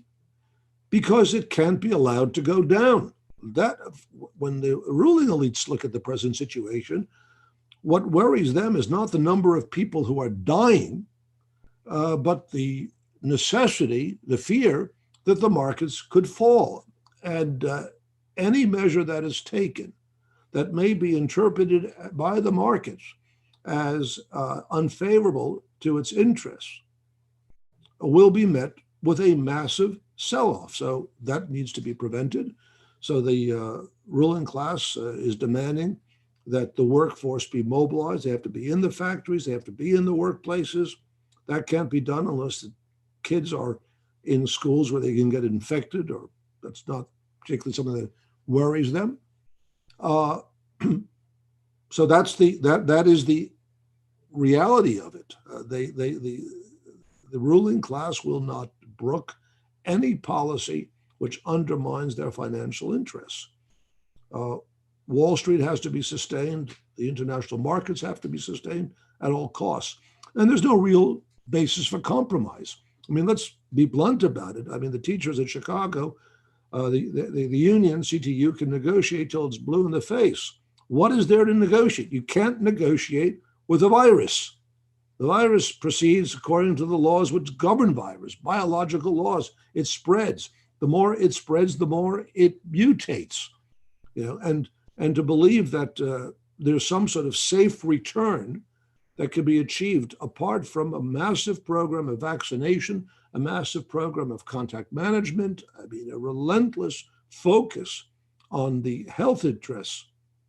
That's the only way this pandemic can be fought, but that requires an organization of society on a completely different basis. There has to be a frontal assault on private ownership of the means of production. As we say in our World Socialist website said, and as I wrote in our statement on the pandemic, it means there has to be a brutal expropriation of obscene levels of wealth. I mean, Mr. Bezos and Mr. Musk, they must be relieved of the vast portion of their personal wealth so that resource can be productively utilized, and an entirely different basis of economic organization be implemented within the United States and internationally. And if they don't find this fair, we don't really give a damn. The interests of a handful of people cannot take priority over the interests of society. Before the pandemic, the World Socialist website, the Socialist Equality parties, often stress that we live in a world where all social problems present themselves as mass questions. There are 7 to 8 billion people on this planet. The problems of ecology, global warming, education, medical care, all of these are colossal social issues, and it is the task of a civilized society to raise itself to a level where these problems can be met with in a humane manner. And I don't, how one can possibly deal with these problems when the priority is preserving the wealth of the rich. Well, that's no solution. And this year has proved it. Everything that's happened could have been foreseen, and it was foreseen. The World Socialist website, I urge our readers, or those of you who are new to our program and not familiar with our record, review the record of the World Socialist website. We warned as far back as January 2020 that without an emergency response on a global scale, the coronavirus would develop into a catastrophic pandemic. and we're right. We were proven right. And now we say that we are in a situation where the political struggle into which this has evolved requires a conscious struggle to put an end to the capitalist system, which is synonymous with really dealing with the social problems which we face today. Thank you, David. Before going on to our final questions and discussion, could you just bring up that graph again? This was shown while you were speaking, David. This is the relationship between the growth of deaths in the United States and the rise of the markets. I just think it's worth referring to. Well, how will people look at this in years to come? I don't think this is the most difficult social crime. Yeah, I mean, I don't think this is the most difficult graph to understand. Death has been good for Wall Street. I think it's just worth pointing out in terms of the timeline. There was a drop in the markets in the course of February and into March, and then they passed at the end of March the CARES Act, bipartisan, unanimous basis to funnel trillions into the markets, and simultaneously with that, the initiation of the Back to Work campaign, and that was. You referred to Thomas Friedman, the cure can't be worse than the disease. There was also then the fascist demonstrations, far-right demonstrations in April and May, which were demanding an end to restrictions on the spread of the virus. And you see the consequences. And meanwhile, they're funneling endless sums of money into the markets. And you can develop similar graphs internationally. I think it's also what you referred to what we wrote on the World Socialist website. Before this peak, the US deaths began to really rise. We were writing in January and February, we were writing statements demanding urgent action to stop the spread of the virus. They decided not to do that. In fact, they implemented their return to work campaign and the consequences of that. Just on one of the other points that you made, we did publish on the World Socialist website a statement of the Chicago educators, the rank and file safety committee, and make the point about non-negotiable. Well, of course, the union has negotiated a rotten agreement to return to school, which we will call on the Chicago teachers to aggressively oppose as part of the mobilization of the entire working class. But they publish a statement which I think makes a very important point. They say, the Chicago Educators Rank and File Safety Committee is the political and organizational embodiment of the social and health interests of educators and the entire community. We are scientifically informed, politically educated teachers who understand that our fight is for everyone. Therefore, we are unmoved by our determination to keep learning remote until the pandemic is under control. And then they say there's nothing to negotiate. Reopening schools during the pandemic is not negotiable. Lives and health are not negotiable. I think it's a statement which in some sense has an obvious truth to it, but it's something which no one within the political establishment, within the media, is giving expression to. The opposition of workers to this homicidal policy that is finding expression in the growing movement of workers, and most consciously in the World Socialist website, Socialist Equality Party, and the International Committee of the Fourth International. We're going to have to bring this discussion to a close soon. I did want to give just one last question, which the panelists may want to address, and then we'll have a notice on the next meeting that we're having. There's a panelist, or there's a questioner who asks, I'll give these two questions, and if anyone wants to speak to them, you can. One says, the World Socialist website has claimed that Trump planned to create a presidential dictatorship. What is the evidence for this claim? Perhaps, Patrick, you'd like to speak to that. Another asks, how do rank and file committees broaden their struggle and avoid being isolated and defeated?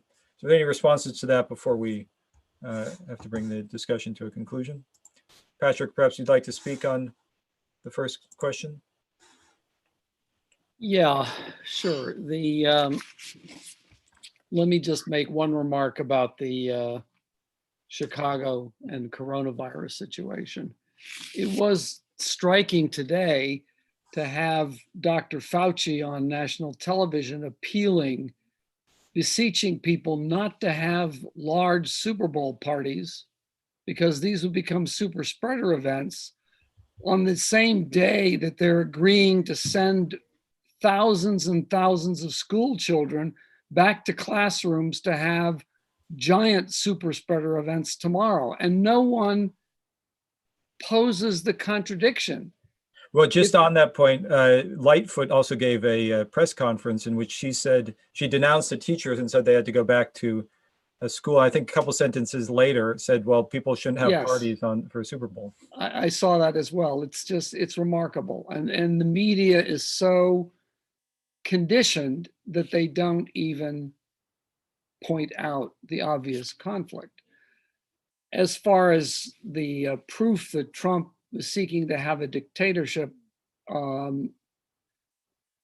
yeah, I mean, all I can say is read the World Socialist website, and even in this context, read the Democratic House brief, because it makes it very clear that the focal point of Trump's activity, I would say, they don't say this directly, but I would say this, from about the middle of July on, perhaps earlier, Trump was convinced that his only political survival was to suppress an actual fair count of the vote, either to prevent people from voting or to prevent the votes from being counted. And he was working in all of his statements. He was being interviewed. Will you agree? Will you commit to respect the outcome of the vote? He would not. We'll have to see. We'll have to see. It's perhaps people don't recall this, but because he said this also in 2016, no American presidential candidate in my memory or in modern history, as far as I know, has ever said, I do not agree in advance to respect the outcome of the vote. All right, he crossed that line a long time ago. And the every action that he took, the firing of his Pentagon chief, because his Pentagon chief had opposed invoking the Insurrection Act in June against the George Floyd protests, and installing his personal loyalists in the Pentagon, in high-ranking positions, in position to serve him when push came to shove. Even his statement during the debate, when he was put on the spot about the Proud Boys, and he didn't say, go home, disband, we don't want anything to do with you. He said, stand back and stand by, which means wait for the signal. And the signal was being given, if you want to, it wasn't subtle. All right. Trump was sounding the klaxon horn for dictatorship from the last month before the election right through January 6th. Yeah, and I think it was worth stressing what you referred to, the protests in May, June, and then the June 1st statement by Trump at the White House, where he threatened to invoke the Insurrection Act to deploy the military throughout the United States. I mean, this is not exactly a hidden agenda. And then, of course, throughout the whole process of the election, the repeated, as you say, the repeated threats to ignore the results. If I could just yeah, David. Make one point. There are many such statements, but let me call attention to an article that was posted on the World Socialist website on October 25th, 2020, which was titled Trump's Operation Dictatorship, What the Debate Exposed. And I'll just read first three paragraphs. So the degenerate spectacle of Tuesday night's debate between Donald Trump and Joseph Biden will be remembered in history as the United States moment of truth. The myth of an invulnerable and eternal American democracy has been shattered. Political reality has burst through the countless layers of deceitful propaganda of the corporate financial oligarchy and exposed the undeniable fact that the White House is the political nerve center of a far advanced conspiracy to establish a presidential dictatorship and suppress constitutionally guaranteed democratic rights. The grunts and barks admitted by Trump on Tuesday night leave no doubt about his intentions. Trump is as serious about the threats he made during the debate as Hitler was about those he wrote down in Mein Kampf. Trump views the November election as a continuation of the political coup d'etat that began last June in Washington, D.C., when he unleashed military and police forces against peaceful demonstrators. Trump's political strategy is fairly obvious and can be summed up with the infamous phrase, "Cry havoc and let slip the dogs of war." The conspiracy will unfold as follows. First, during the remaining month of the election campaign, Trump will do everything he can to discredit the voting process with the intention of delegitimizing the counting of the ballots, which, as he fully expects, will show that he lost the election by millions of votes. He will use fabricated allegations of ballot fraud to incite fascist thugs, assisted by police and identified federal agents, to intimidate voters and carry out violent attacks at polling stations. Second, on election night, Trump will declare that he is the winner, claiming that all ballots cast through the mail are illegitimate. He repeated throughout the debate his claim that the only way that he can lose is if the election is rigged, through the destruction of ballots and other forms of fraud. Even though he trails heavily in the polls, Trump is counting on a delay in the tally of mail-in ballots to give him the opportunity to declare victory in key battleground states. Third, Trump will use the 10 weeks between Election Day on November 3rd and the inauguration on January 20th to mobilize his followers in the streets, and so on. We go on, he has the full support of the Republican Party. He is also counting on support within the police and sections of military, as well as his control over the Department of Homeland Security. Finally, and most critical of all for the success of his conspiracy, Trump has factored in the spinelessness of the Democratic Party. Now, how could we be so correct in our evaluation on the 25th of October? It was fairly obvious. We wrote about this again and again, and that's just one of many articles. I mean, Marxism is, of course, a powerful tool, but one only had to very carefully examine what he was saying, the political maneuvers he was engaged in, to see that, he intended, as he had been stating for a long, long time, to overturn the results of the election. Later on, it's often written that one of the advantages that Hitler had was that no one really took him seriously. No one actually believed that he would do what he said he would do, what he wrote in Mein Kampf. And that was an attitude that persisted. That's one of his advantages. We took him at his word, not because, we were focused so much on Donald Trump. We were focused on the underlying crisis of the capitalist system, immensely intensified by the pandemic. And just one last point, we repeatedly called attention to the fact that Trump was placing why did he, throughout his campaign, wage war against the use of the mask, belittle the significance of the pandemic, and so on?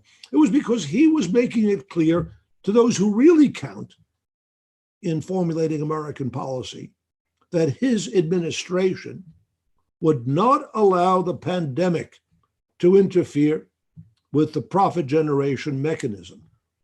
And in that regard, the first statement Trump made after the election, remember he disappeared for several days. He called a press conference to tell Wall Street that there would be no lockdown while he was president. That was a critical issue. So I think we must realize, the correctness of the World Socialist website has been vindicated. And things are playing out very much as we warned they would. So I think so to the answer to the question, I think the answer lies in the historical record. We correctly anticipated what would take place. It did take place. So I think it speaks for our approach to this crisis and the warnings that we're making. This is not over.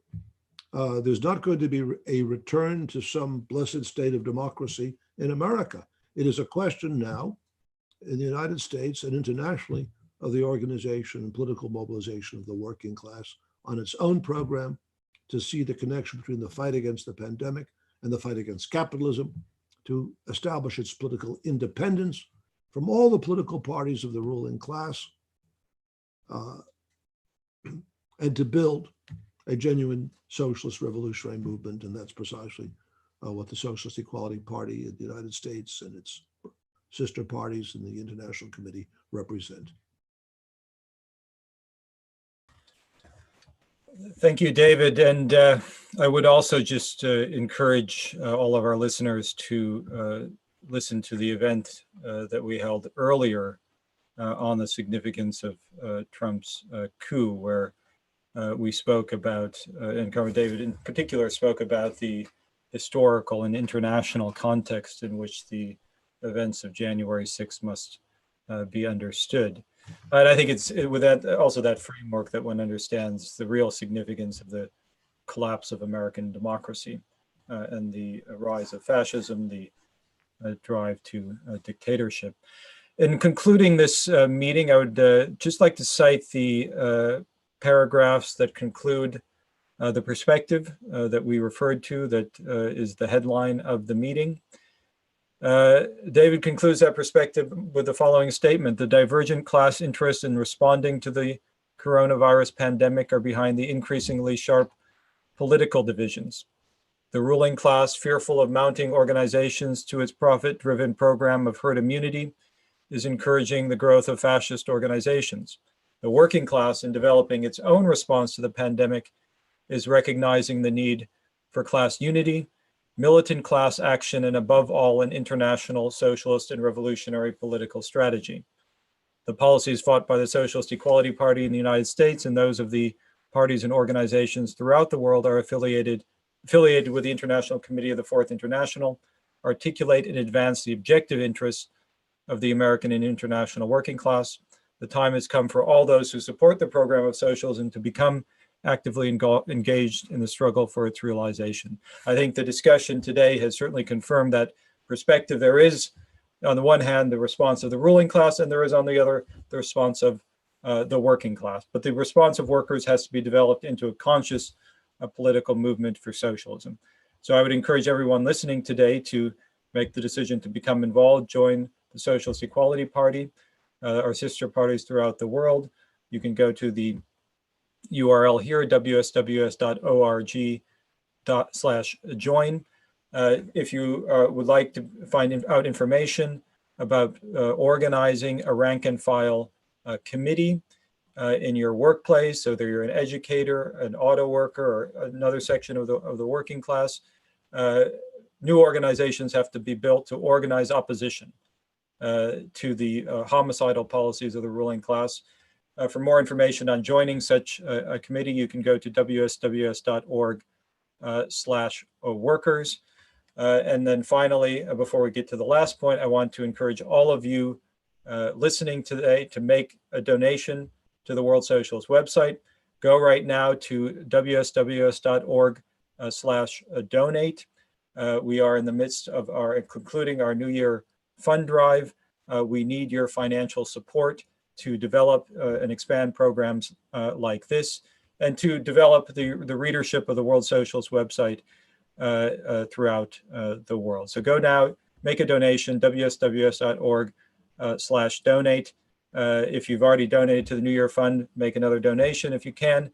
If you haven't, make as large a possible donation now as you can. Finally, we are going to be now doing these shows on a more regular basis. We're going to have a meeting again next week at the same time. And the topic of that meeting is going to be on Sylvia Agaloff and the assassination of Leon Trotsky. We began publishing on the World Socialist website. If you go to wsws.org now, at the very top, you will see the first two parts of a four-part series written by Eric London on Sylvia Agaloff and the assassination of Leon Trotsky. The other two parts will be published tonight and tomorrow. And it examines a really critical episode in the assassination of Trotsky. David, more than 45 years ago, in May of 1975, the International Committee of the Fourth International initiated an investigation into the assassination of Trotsky. It was published then under the title of Security in the Fourth International, the findings of that investigation, identifying a network of GPU agents involved in the assassination, including agents who who were in the Socialist Workers' Party, the Trotskyist movement at the time, and remained members of the SWP for decades after Trotsky's death. Could you just give a preview, perhaps briefly, on the topic of the discussion that we'll be having next weekend and its significance in relationship to the assassination of Trotsky? Well, very briefly, of course, Sylvia Agaloff was the person who introduced the assassin, then known as Frank Jackson, later established he was Ramon Mercader. She introduced him into the milieu of the Fourth International. This is very carefully documented in Eric's article, and ultimately in Mexico introduced him to Natalia Sedova and Leon Trotsky. Without Sylvia Agaloff, there is no assassination on the 20th of August, 1940. And what this series does, and it's the first time this has been done, is to review her background, her life. I can recall when I joined the Trotskyist movement a half century ago, the story of Sylvia Agaloff was presented as one of an unfortunate, naive girl from Brooklyn, poor little Sylvia, who was inveigled into a relationship with a dashing man from Belgium. She took him at his word, and never was aware that he was anything else but someone who was madly in love with her, and unwittingly and tragically facilitated his access to the villa in Coyoacán, resulting in Trotsky's assassination. She was supposedly then so traumatized by the experience that she abandoned politics and was never heard from again. Without attempting to give away the story, I'll just say that this myth was nothing but that, a myth. It bears no relationship to the facts of Agaloff's background or her relationship with Mercader. And so it's very, very important to read this. It is a further development of the investigation that began 45 years ago. As the statement says, this last series begins by pointing out the assassination of Trotsky was the most consequential political murder of the 20th century, with far, far-reaching historical and political ramifications. And it's critical that as we enter a new period of revolutionary struggle, that the revolutionary movement, young people, workers, learn the lessons of this history, of its tragedies, of its mistakes, of its failures. And certainly the study of the assassination of Trotsky reveals the brutality, the criminality of the counter-revolution, what it is prepared to do to destroy those who seek to organize and provide conscious leadership to the working class. And I think it's an enormous advance for the working class movement that the truth can be brought out. As Trotsky said, the truth will conquer. The truth, the historical truth, is the most powerful weapon of the progressive class. And so it has to confront these issues. And I think that this is a great contribution. I'm very proud that this is being published in the World Socialist website. And I urge our readers to please study this and study the many documents which have been published by the International Committee. We now, the first series of articles were published under the title, How the GPU Murdered Trotsky. That was first written in late 1975.